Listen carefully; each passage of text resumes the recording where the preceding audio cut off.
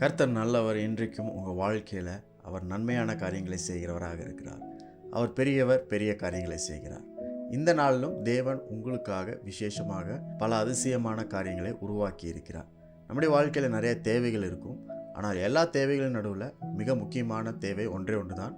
தேவையானவர் ஒருவர் தான். அவர் யாருன்னா இயேசு கிறிஸ்து. அவருடைய வார்த்தை இன்றைக்கும் அவருடைய வார்த்தை நம்மை நடத்தி செல்லும். பிலிப்பியர் 4:13 எப்படி இருக்கு?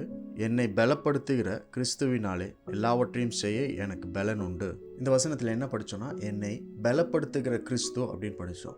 அப்படின்னா என்னை இயக்குகிற கிறிஸ்து, the Christ who enables me, the Christ who functions me. அவரால் எனக்கு எல்லாவற்றையும் செய்ய பலன் உண்டு அப்படின்னு நம்ம படிச்சிருக்கோம். பொதுவாக இந்த உலகத்தில் நம்ம வாழும் பொழுது சில நேரங்களில் பயம் நம்மளுக்கு ஏற்படும். அது எப்படிப்பட்ட பயம்னா, வாட் இஃப் சம்திங் ஹேப்பன்ஸ், ஏதாவது நடந்துருச்சுன்னா என்ன பண்ணுறது, யாருக்காச்சும் ஏதாவது ஆயிடுச்சுன்னா என்ன பண்ணுறது, நம்முடைய வாழ்க்கையை எப்படியாவது மாறிடுச்சுன்னா என்ன பண்ணுறது, யாராவது நம்மளை விட்டு போயிட்டாங்கன்னா நம்ம என்ன பண்ணுறது அப்படின்ற அன்சர்டினிட்டி, நிச்சயமற்ற காரியங்களை குறித்த பயம் நம்மளுக்கு ஏற்படும்.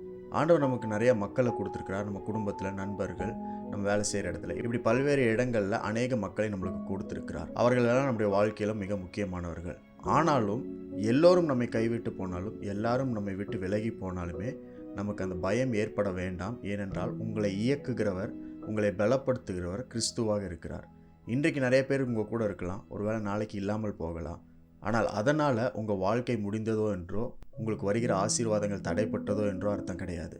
உங்களை பலப்படுத்துகிறவர், உங்களை இயக்குகிறவர் கிறிஸ்துவாக இருக்கிறார். அவரால் உங்களால் எல்லாவற்றையும் செய்ய முடியும். இன்றைக்கு கூட நீங்கள் எது செஞ்சு கொண்டிருக்கீங்களோ அதில் சிறப்பாய் செய்ய, நன்றாய் செய்வதற்கு உங்களை பலப்படுத்துகிற கிறிஸ்து உங்களுக்குள்ளே இருக்கிறார். ஒருவேளை நீங்கள் செய்யணும்னு நினச்சிருந்த காரியங்கள், திட்டங்கள் ஒரு 2-3 பேர்த்தோட உதவியோடு செய்யலாம் நீங்கள் பிளான் பண்ணியிருந்தாலும், இப்போ அவங்க உங்கள் கூட இல்லை, நீங்கள் தனியாக தான் இருக்கிறீங்க என்றாலும், நீங்கள் தனியாக இல்லை. உங்களை பலப்படுத்துகிறவர் உங்களுக்குள்ளே இருக்கிறார். உங்களை இயக்குகிறவர் உங்களோடு கூட இருக்கிறார். அதனால் யார் உங்கள் கூட இருந்தாலும் இல்லைனாலும் நீங்கள் கவலைப்பட வேண்டாம். ஒருவேளை மக்கள் உங்களோடு இருக்கிறாங்க அப்படின்னா அவங்களை இயக்குகிறதும் தேவன் தான். யாருமே உங்க கூட இல்லைனாலும் பரவாயில்ல, உங்களை இயக்குகிறவர் தேவனாக இருக்கிறார். உங்களை பலப்படுத்துகிறவர் தேவன். அவருடைய பலன் உங்களுக்குள்ள இருக்கு.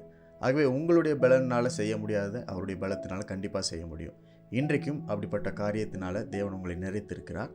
இந்த தினத்தில் நீங்கள் செய்ய வேண்டிய எந்த காரியமாக இருந்தாலும், மக்களுடைய உதவி இருந்தாலும் இல்லைனாலும், உங்களை பலப்படுத்துகிற கிறிஸ்து உங்களை கொண்டு செய்து முடிப்பார். எல்லாவற்றையும் செய்ய உங்களுக்கு பலன் கொடுத்திருக்கிறார். எல்லாவற்றையும் செய்வதற்கு திறனை கொடுத்திருக்கிறார். இன்றைக்கும் அந்த கிறிஸ்துவை நம்புங்கள், அவரை பிடித்து கொள்ளுங்கள். இந்த நாளையும் ஜெயமாய் அனுபவிக்க ஆண்டவர் உங்களுக்கு கொடுத்திருக்கிறார். ஆண்டவருக்கு நன்றி செலுத்துங்க.